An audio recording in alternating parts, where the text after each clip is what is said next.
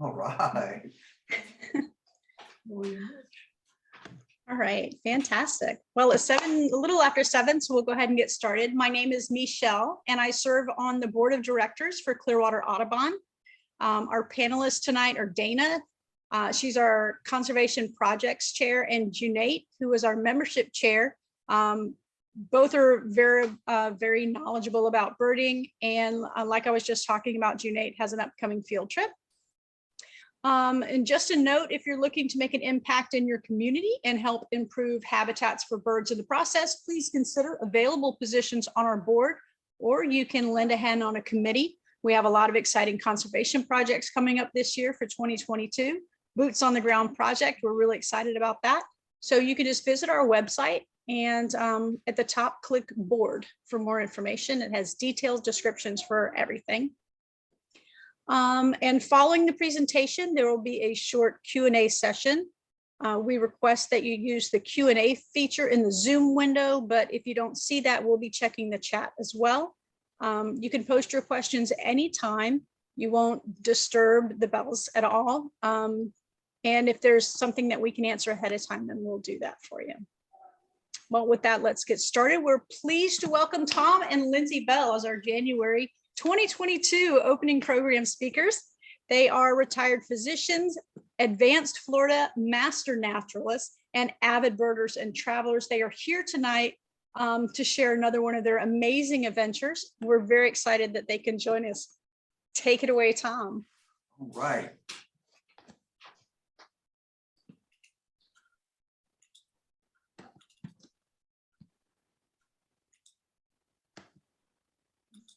Oops.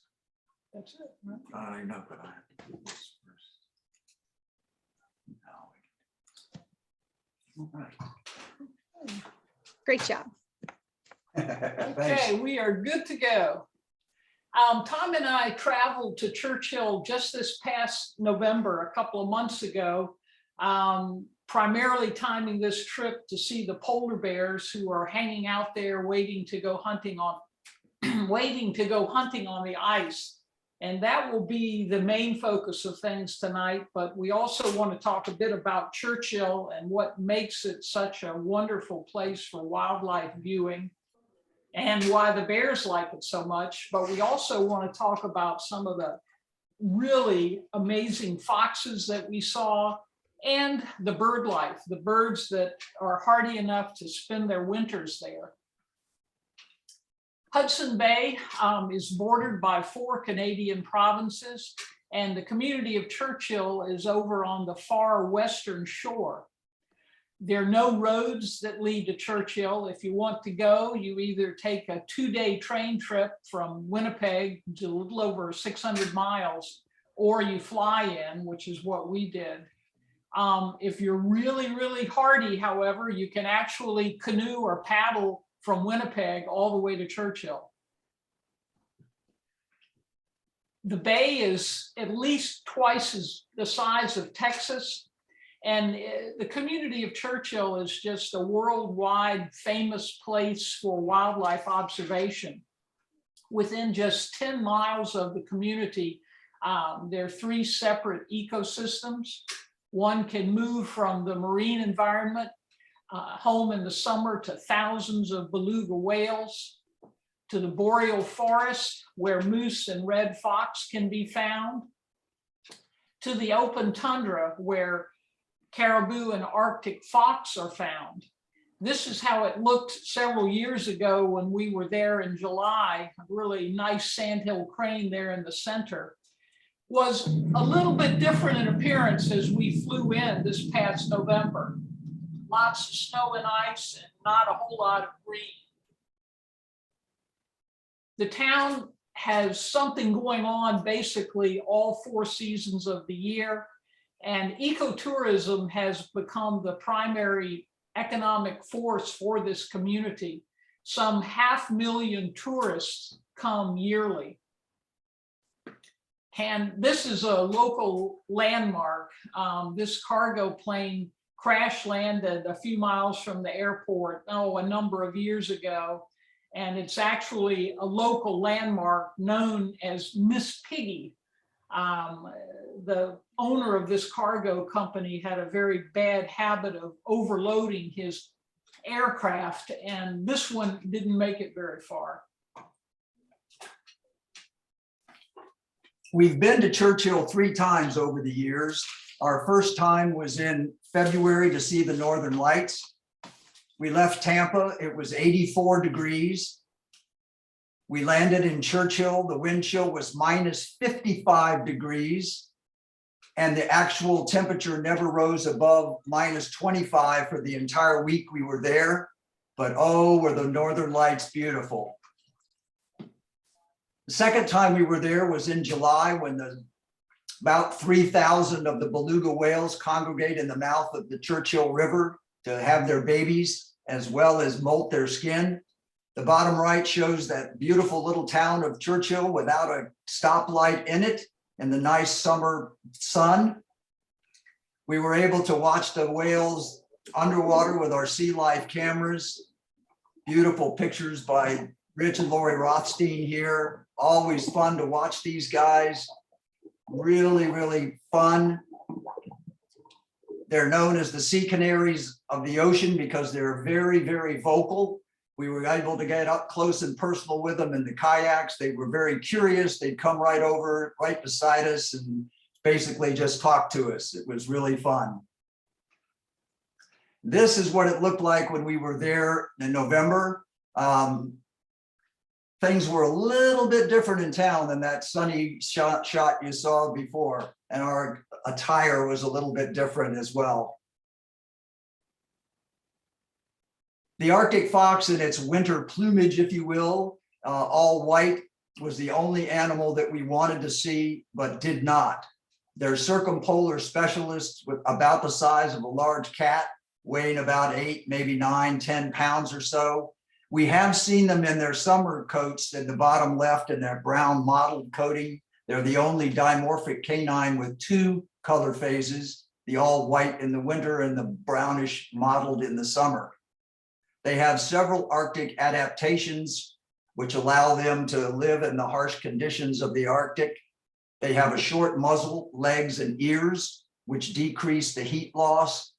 They have densely furred foot pads that act as snowshoes and give them good traction in the snow.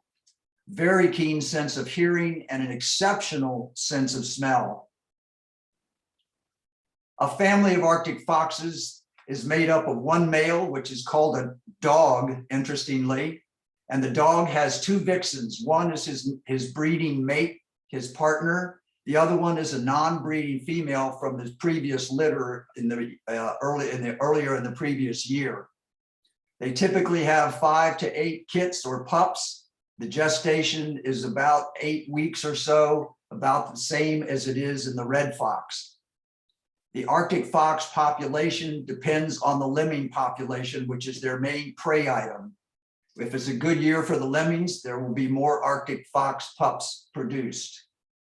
In the winter, they do not hibernate. They're very nomadic, following the polar bears around, trying to pick up the scraps that are left after the polar bears are through eating.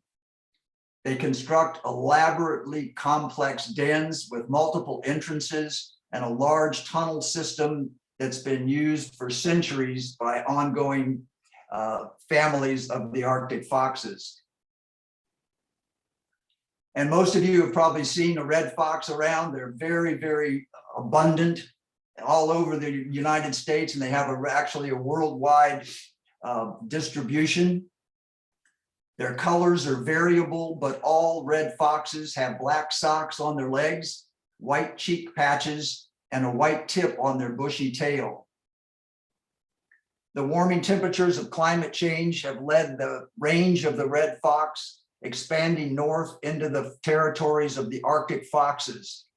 When these 2 fox species get together, though, the red fox is clearly the dominant one of the 2.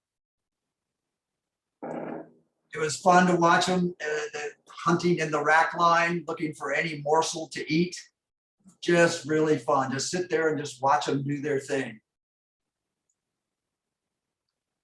They typically have 4 pups, and the pups are reared on the milk from mom. and semi-digested meat that's regurgitated by the parents. They're easily accustomed to humans and have a very wide range. They're in almost every state and almost every continent. The fox prints on the left, little bit smaller than the polar bear prints on the right. We were very, very lucky and very happy to see the silver fox, which is a melanistic form of the red fox. Very opportunistic feeders, as you might expect, but their diets are almost exclusively carnivorous. It was fun to watch them even in the snowstorms. This one was hunting.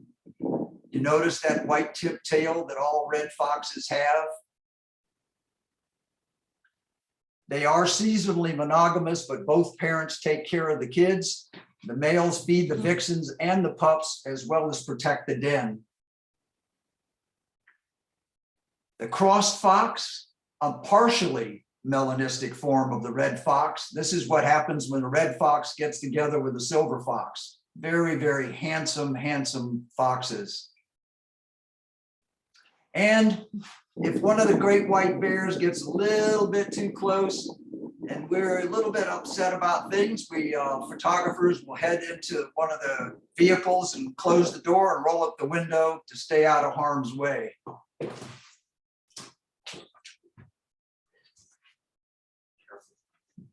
The western shore of Hudson Bay is the best place to see polar bears in the wild. During the winter and well into the springtime, the bears are out on frozen Hudson Bay hunting seals, their favorite prey. As the ice begins to break up and drift southward, they will stay on these ice floes as long as possible, trying to nab one more seal. During the summer, they have finally come ashore and just meandering around, trying to use as little energy as possible and slowly heading northward toward the Churchill area.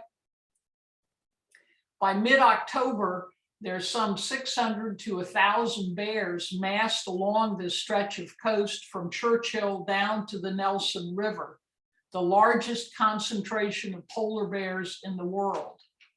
So what draws them here? Fresh water freezes at 32 degrees, salt water not until 28. And with the large freshwater flow from these two rivers plus multiple smaller tributaries, this mix of fresh water allows this portion of the bay to freeze first, and the bears just can't wait to get out on the ice. This area freezes first so they can get out and start hunting because they haven't eaten in some 6 to 8 months. You might notice these last few images show a lot of green grasses and vegetation. We were fortunate to see these bears in July when we were there seeing belugas. There was not much green when we were just there. Ursus maritimus, very, very well named, marine bear, a true marine mammal.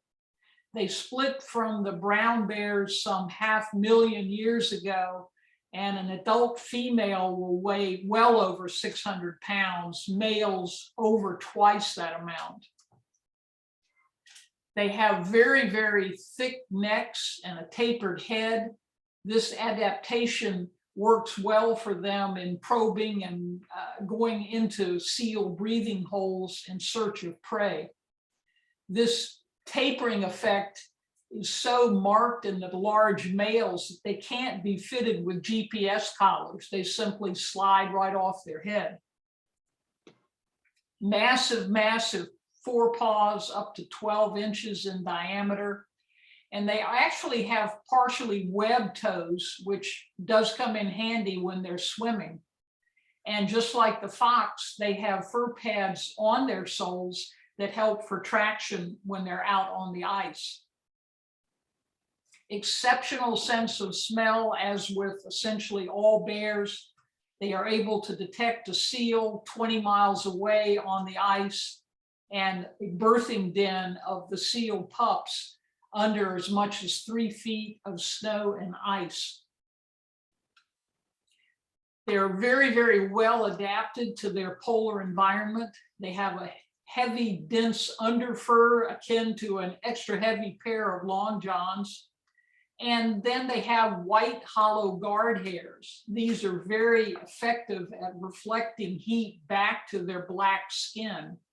And you can see that black skin pretty well on that lower bear around his neck and on his back leg.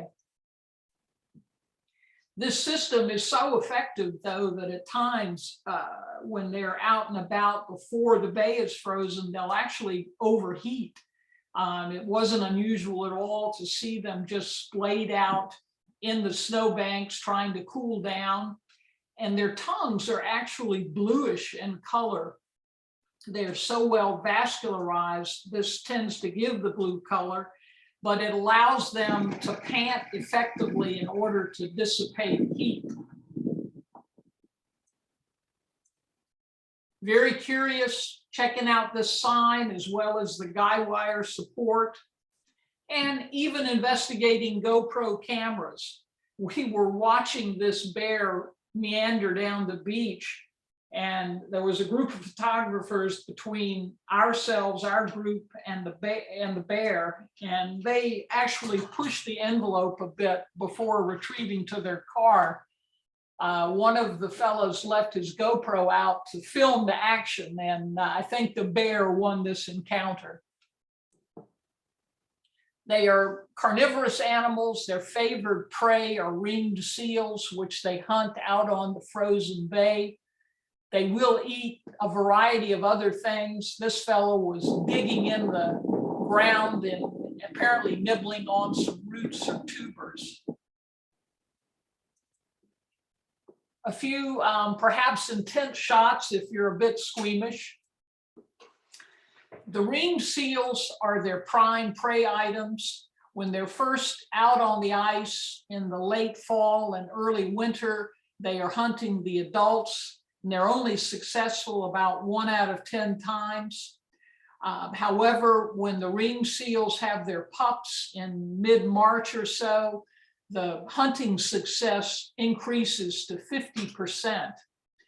It's actually estimated worldwide that probably half of the ringed seal pups are consumed by polar bears every season. But they'll take on any marine mammal that stumbles in a bit close, from a narwhal in the upper right to a beluga, upper left to a beluga whale in the lower right, and that big fella up in the whale carcass that had grounded is just feasting. He's got a real feast for himself there. Most likely it was a bowhead whale. I hope most of you were fortunate enough to see the BBC program 7 Worlds, 1 Planet a couple of years ago, when their team was actually in the Hudson Bay area, not on the Churchill River, but one of the other ones, filming belugas. They encountered a truly unique summertime feeding behavior that had never before been witnessed. This bear had just gone out and was perched on top of a rock, just watching the belugas swim around, probably quite hungry since he hadn't eaten in a while. And the belugas were not paying him any mind whatsoever. And one got a little too close, and that was it for the beluga. Just an amazing sequence.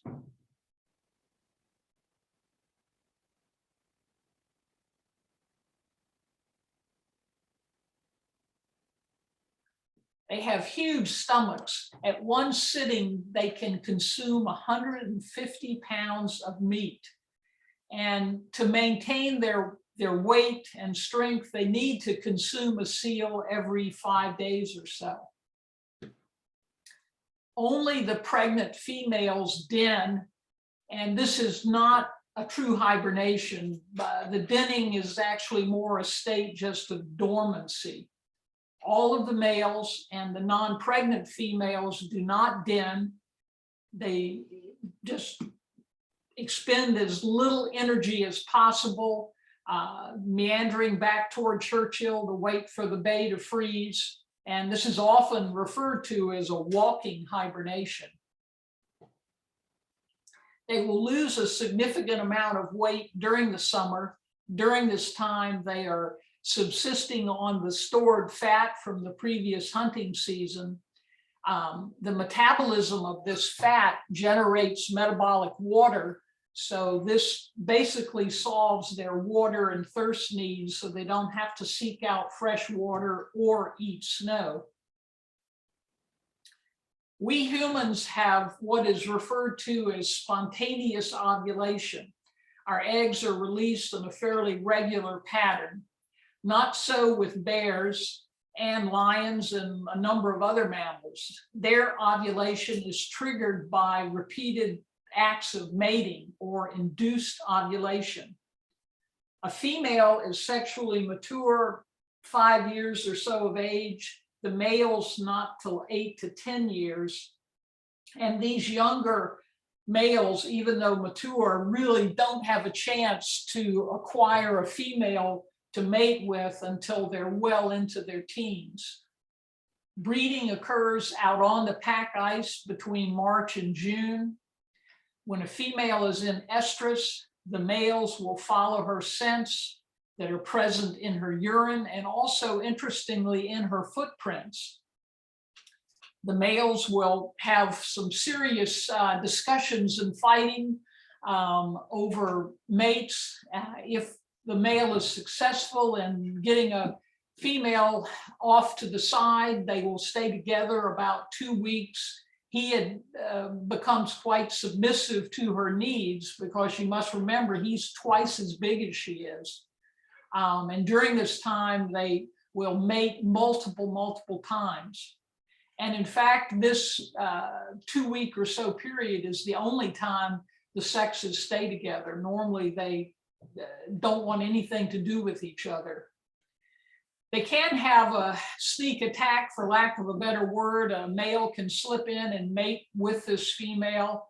It has been documented in litters of 2 or more that there are different fathers involved. As we mentioned, the fighting out on the ice for breeding rights can become quite vicious, and it's not actually unheard of for serious injuries to result. While they're waiting, however, to get out on the ice, the males will often engage in bouts of play fighting, just tuning up and training for the serious business ahead. We watched these 2 guys go at it. I bet an hour and a half, 2 hours. It was just truly amazing. They would be up and at it, and multiple times, then they would both just collapse down in the snow and take a breather for 10 minutes or so. But just really fun to watch. Their reproductive strategy is called delayed implantation. We noted that they breed out in March to June. The fertilized egg will go through a number of divisions, and then further divisions are halted in the blastocyst stage. This blastocyst basically then free floats in the female's uterus. If implantation occurs, it will be in September. She will then enter a birthing den October to November and give birth a couple of months later. The little cubs at birth weigh just a smidge over 1 pound, very tiny little guys. And they will emerge from the den in another 2.5 to 3 months, at which point the cubs are up to 25 pounds. The timing of their coming out of the dens is pretty much right on with the pupping of the ringed seals. So there's good opportunity to eat. Delayed implantation prevents birth of the cubs at the very start of winter. Implantation, however, will only occur if the mother's condition is optimal. She will weigh well over 400 pounds and will have increased her body weight during the winter feeding season by some 40 to 50%. If her condition is not optimal, she will not carry the pregnancy. It will be expelled from her body. She does not want to weaken herself by trying to support a cub and then hunting for the two of them to her detriment. Again, this female is existing off of her stored fat. These compounds release fatty acids, but these fatty acids cannot cross the placenta, therefore they cannot benefit the fetus. The fetus will depend on breakdown of mom's protein for survival and for that early growth. This, if it went on over the long term, would be quite detrimental to mom's health, as it would really destroy her muscle mass. Therefore, the gestation is short, 2 months basically, and the premature cubs are born and then turn to nursing. The fatty acids are present in mom's milk, and the cubs can utilize these fatty acids. In fact, her milk is one of the richest known at 40% fat. This exhibition was in the Churchill Museum, showing the relative size of these tiny, tiny cubs. And of all mammals, bears give birth to the smallest young in comparison to mom's weight, a mere 2 to 3/10%. This ticks up to 2% in blue whales, humans 6%, and bats an amazing 30%. The Hudson Bay bears, the females that is, dig their dens in peat bogs primarily, and can be as much as 60 miles inland. They don't have the large snowbanks and ice, etc., that other polar bear populations utilize for denning. In '69, one of the largest denning areas in the world was discovered just some 30 miles south of Churchill, and it is now a Canadian national park. The cubs will nurse for approximately 2.5 years. As they get older, though, and especially after that first year, they nurse much less frequently, and the milk contains much less fat, more on the order of 10%. The nursing is felt important as part of their ongoing bonding. The little guys, the cubs, when they emerge from the den, can, however, eat seal mate with the very first kill mom makes. And the weight gain is just blows my mind every time I see it. A tad over a pound at birth, and by 8 months, 100 pounds. And they'll stay with mom for about 3 years or so, just learning the ropes and learning how to be a bear and learning how to hunt. Churchill is the most bear-aware community in the world.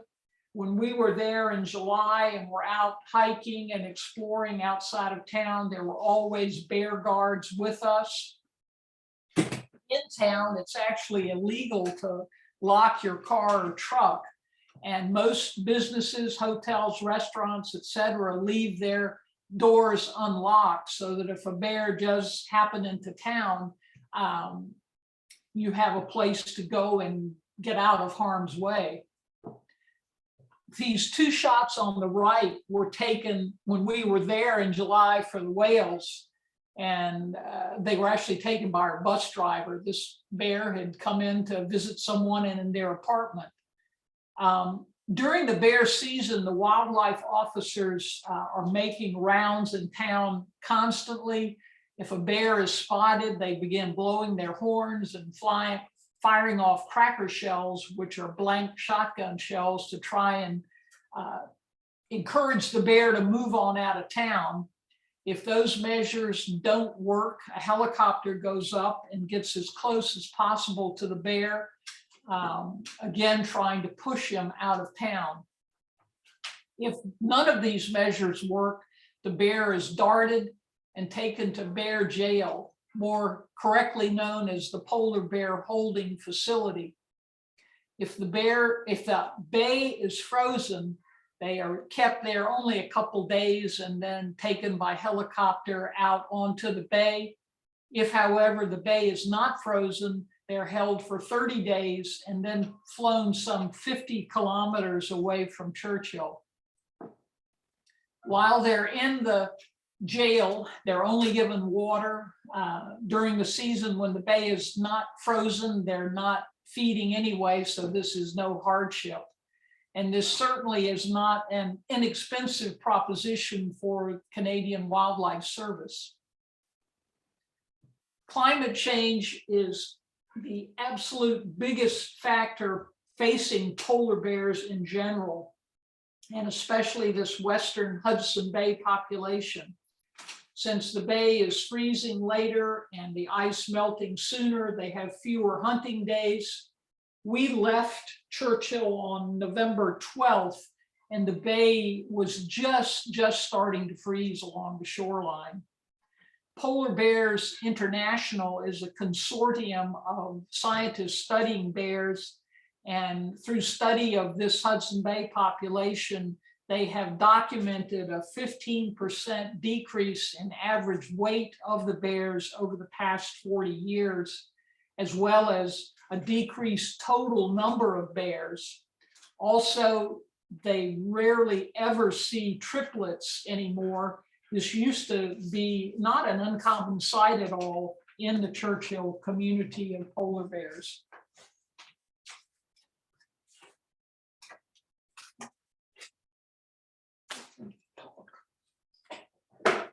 There are only a handful of birds that are tough enough to overwinter in the Arctic. The snowy owl is at the top of the list on the left. The list on the left of the birds that we saw this trip. The snowy owl is at the top for a reason. It's what Lindsay and I call an end of the rainbow bird, as we've never seen one before, which is kind of amazing with all the time we've spent in the Arctic over the years. It would be a life bird for us. So picture us on the last morning of the trip. We're already a little sad because we hadn't seen any bears yet, and it wouldn't be too much longer before we'd be flying in a snowstorm the 625 miles from Churchill to Winnipeg.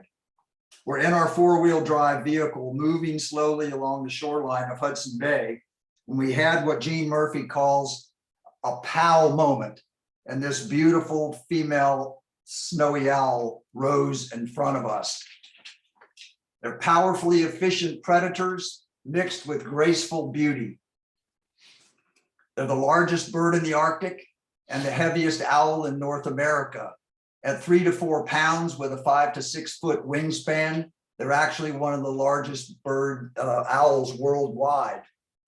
They are sexually dimorphic, with the females being larger and heavier, and the whitest, almost pure white birds are almost always males, and the heavily barred birds are almost always females.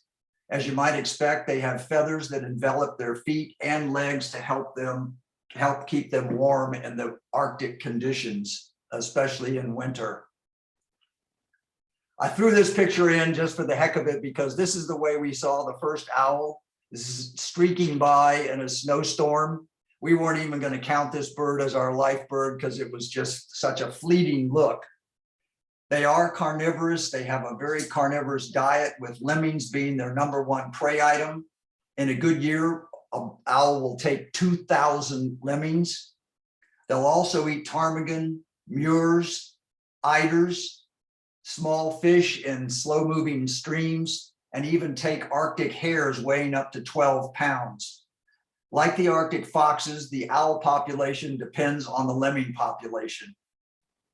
If the winter winds are such that an eruption occurs and the birds are blown down into the United States, the ones that have transmitters on that log precise GPS locations every few minutes show many of them cruising farmlands in Michigan for rodents, or what was amazing to us, they hunt waterfowl over the open Atlantic. Both sexes, but especially the males, have a low, powerful, raspy hoot. that's often answered by owls that can be as far away as 7 miles over the tundra. Once they've mated and are breeding, they have 5 to 8 eggs laid every other day. Incubation 4 to 5 weeks or so. And when the young hatch every other day, the younger ones often die, being trampled or starved by their older and larger siblings. But nothing is wasted. Mom either eats the dead owlets or feeds them to the older chicks. Eyes of all owls are enormous in proportion to the size of their head and fixed in the sockets, so they can't look up, down, right, or left without turning their heads. We humans can swivel our heads a measly halfway around, but the owls, compensating for their fixed eyes, have the aid of 14 neck vertebrae, twice as many as we have, and that allows them to turn 3/4 of the way around, 270 degrees. Not all owls have asymmetrical ear openings like snowy owls and barn owls. Actually, great horned, barred, and burrowing owls have symmetrical ear openings. Snowy owls are diurnal hunters, but in the Arctic winter that's dark for 24 hours a day, ears are much more important than eyes for hunting. The owl's ears are on the sides of their head under the feathers of the facial discs. These discs act like inverted satellite dishes or parabolic microphones and funnel and compact the sounds into the ear on that side of the head. The left ear opening is typically higher on side of the head and probably a little bit more forward. So if the owl is hunting a few feet above the ground and hears a lemming scurrying under the snow, the sound will actually get to the right ear a fraction of a second sooner than it gets to the left ear. This is instantaneously calculated in the brain of the owl to determine the exact location of the lemming.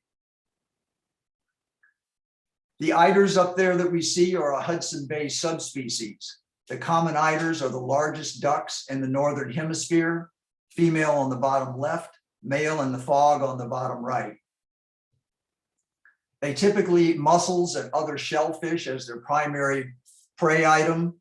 And in the breeding season, mom will often pluck down feathers from her breast to line her nest to make it softer for the eggs as well as the chicks. In winter, they stay in areas in the open water surrounded by sea ice, which are called polyniids. And one of the birds in my top 5 favorite list, the most widespread corvid, the common raven, which is actually thought to be one of the smartest, if not the smartest bird by avian researchers. They're the largest songbird we have, and are every sound, every maneuver that a stunt pilot can make in a plane can be duplicated by a raven in the air. They're very acrobatic flyers, twisting, turning, somersaulting. One bird in Southeast Alaska has been documented to fly upside down for over a half mile. They wheel around in the whirling, swirling winds. It's just so much fun to watch them. Very cheeky, as the Brits would say. The one in the upper left is chasing a red-tailed hawk. Thank you, Walt Anderson, for that. The two in the upper right are having a territorial dispute. The one in the bottom left is investigating what's in that PVC pipe on the top deck of the Delphinus. And the one on the bottom right is learning how to ride a bicycle. Most of you that are listening probably know that a group of owls is called a parliament. A group of crows is called a murder. But you might not know that a group of ravens is called an unkindness. Every sound your stomach makes when you're hungry can be duplicated with a raven's call, but the knocking call is almost always a female. You hear this call, it's a female, and there you go.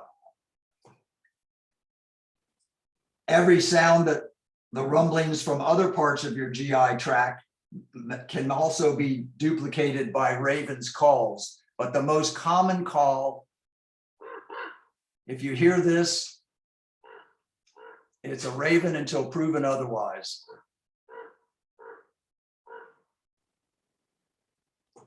Here's one coming in to see if he can find any scraps that might be left over by this bear that's trying to find a few things to eat when he hasn't eaten in a long time.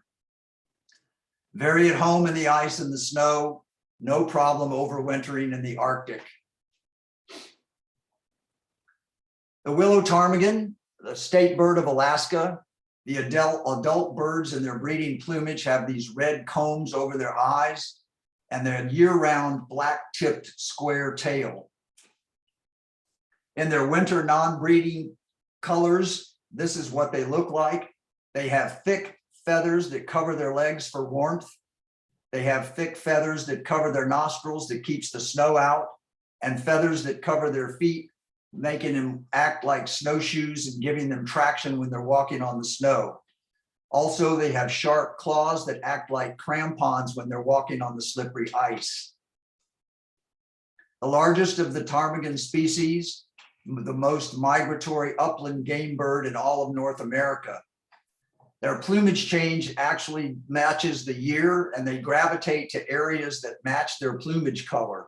When they're all white, they tend to stay on the white snow and not go into the forest, if you will, or into the brownish color of the willows. Their diet in the winter is mainly twigs and buds. In the summer, their diet changes to berries and seeds. And the nestlings, who can fly at 1 week of age, typically live on spiders, caterpillars, and beetles.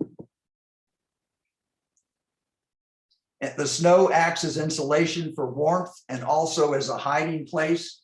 They prefer to sleep under the snow, and actually, especially in the evening, they'll fly directly into a snowbank, which keeps predators like the Arctic fox from following their footprints. They have an elaborate mating display in the air and a gurgling, clacking sound. Notice their white birds are staying on the white snow and not going into the brown brush. You hear the raven in the background. Oh, they're fun to watch. The common redpoll also burrows in the snow for warmth, but interestingly, if the temperature gets too warm, they'll pluck feathers from their breast to regulate their temperature. In the winter, they add more plumage to help keep them warm, and they eat over 40% of their body mass every day. One of the most abundant breeding songbirds in North America, the Lapland longspur, is known that only in North America. The rest of the world calls them buntings.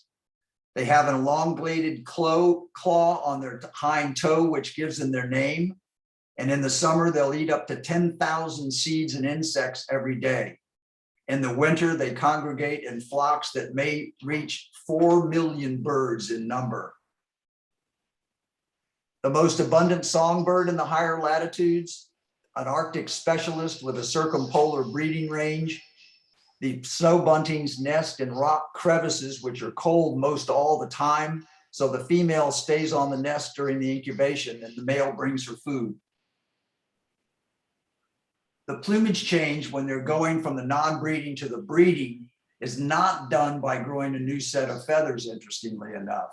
The males change from brown to white by rubbing their belly and head in the snow. This wears down the brown feather tips and leads to that immaculate white feathers below that you see on that male and breeding plumage at the bottom left.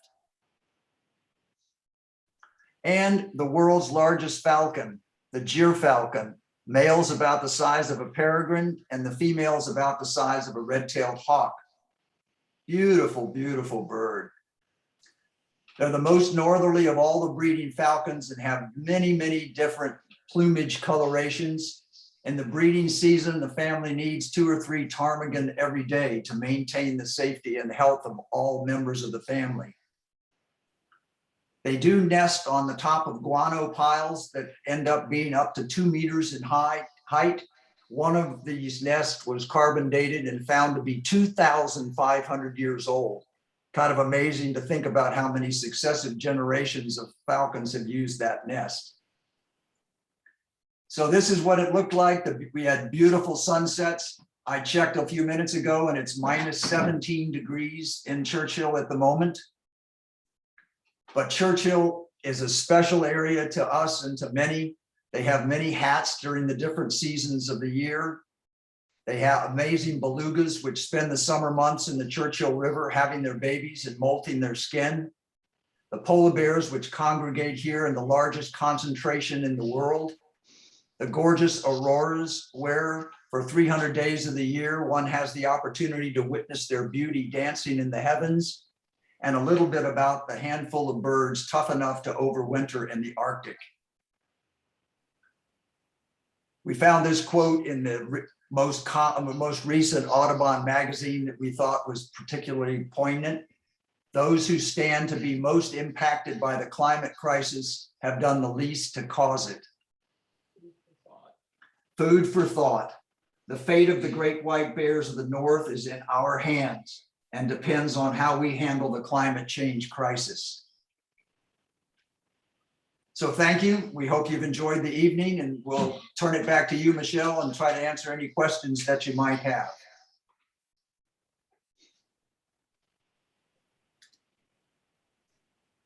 Fantastic. Thank you so much. Well, we'd love to hear from some of our participants. If you have questions, please enter your questions in the Q&A by clicking on the little speech bubble, or you can put them in the chat.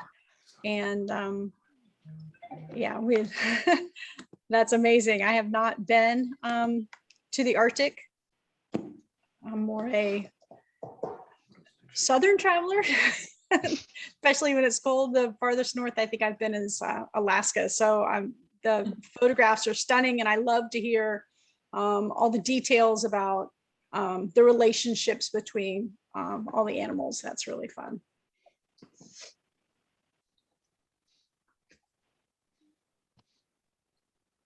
So the Q&A is open if you'd like to ask any questions.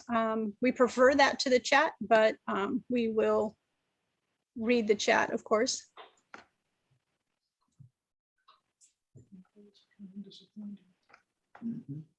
Tom and Lindsay, can you see the chat, or would you prefer for me to read it to you, the question?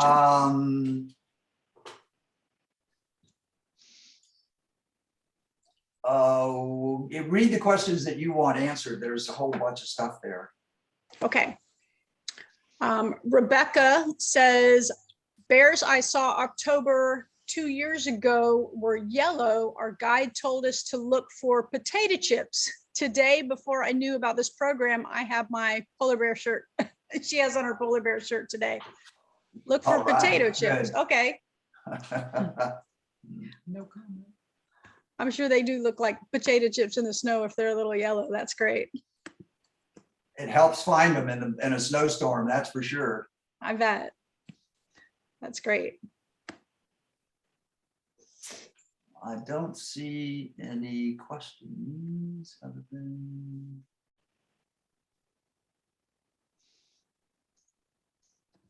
I don't see any more questions in looking there, but if you have any or see any, let me know. We'll be glad. Okay. How did you keep your camera lens from fogging? It's not a problem when you leave it out all the time. It's when you bring it back in and out that's the problem. So it was not an issue at all, actually. Mm-hmm. Madeline is commenting on the feathers on the raven's beak. Is that was very interesting. Is that a male versus female where the feathers come down a little bit more? No, it's on both sexes, but that's one of the easiest ways to tell a crow from a raven if you can't see them together or size wise or whatever. The ravens have those feathers on their beak, but the crows don't. And follow up to that question, do you think that there's an evolutionary reason for this, for warmth? I don't know. I don't know why that would be particularly warm addition, but good question, and I don't know the answer. Okay. Sounds like a good question, a good answer though. Good. Right. Therese would like to know, how much daylight did you have in November? Got light, I mean, it was changing significantly every day we were there, but sunrise was 8-ish, give or take, and the sun would be down by 4:15. Big difference. Yeah, Definitely. but it wasn't dark for 24 hours a day yet, so that was good too. That's very good. Sylvia would like to know, were you ever in physical danger from proximity to wildlife? That's a great question. No, I would say absolutely not. You cannot, we were in 4-wheel drive vehicles, not in the big Tundra buggies. And we could get out of the vehicles if a bear was more than 50 yards away. We had a guide with us, and these guys will lose their license if they let you break that rule, if you will. But our guide was very strict. He, the first day, said, when I tell you to get in the vehicle, get in the vehicle.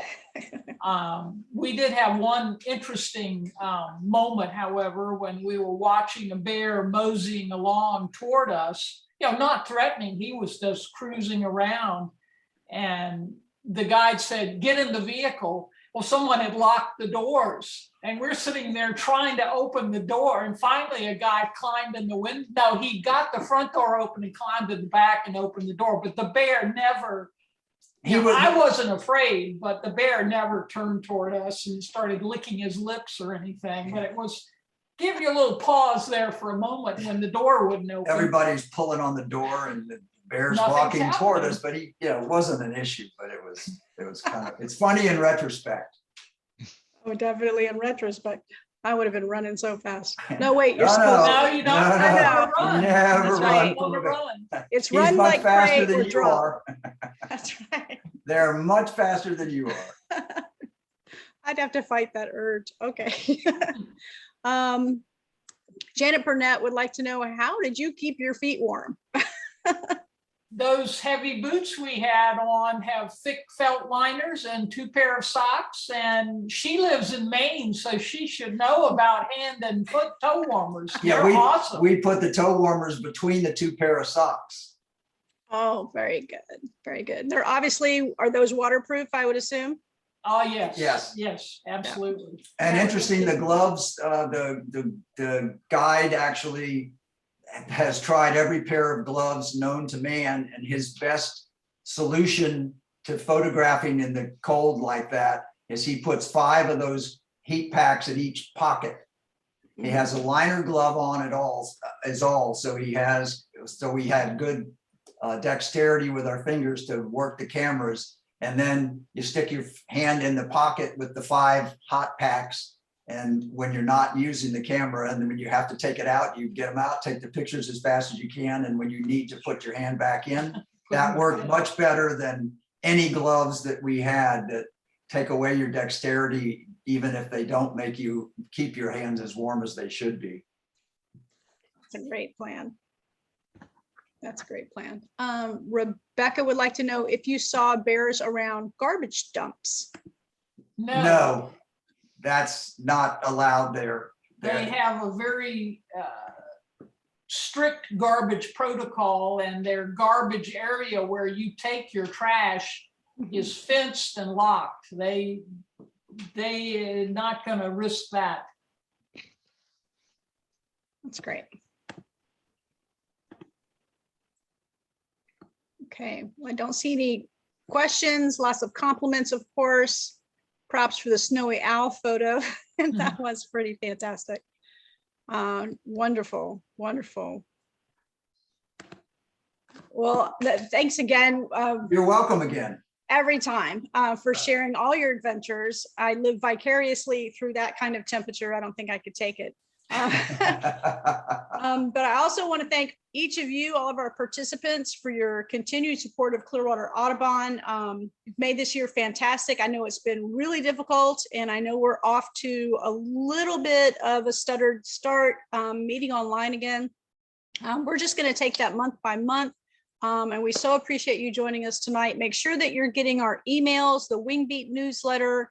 Connect with us on social media if that's your thing. We are on Facebook, Twitter, Instagram, and YouTube. This program will be on YouTube. If you had a friend that couldn't make it tonight, please encourage them to watch on YouTube. And we hope we'll all see you back in person at Moccasin Lake Nature Park in February. I know they have a really big event coming up on the 5th, but we'll be in touch as soon as we have more information on that. Until then, please take the opportunity to stop by Moccasin Lake Nature Park and learn more about the Birds of Prey program there. We're just so thankful for all of your support. And again, we have some really great conservation activities for this year, so please stay in touch. Thank you, everyone. Thank you. Thank you. Thank Happy you. New Year. Stay Same to safe. you. Thank Good you. night. Good night, everyone. Thank you for joining us.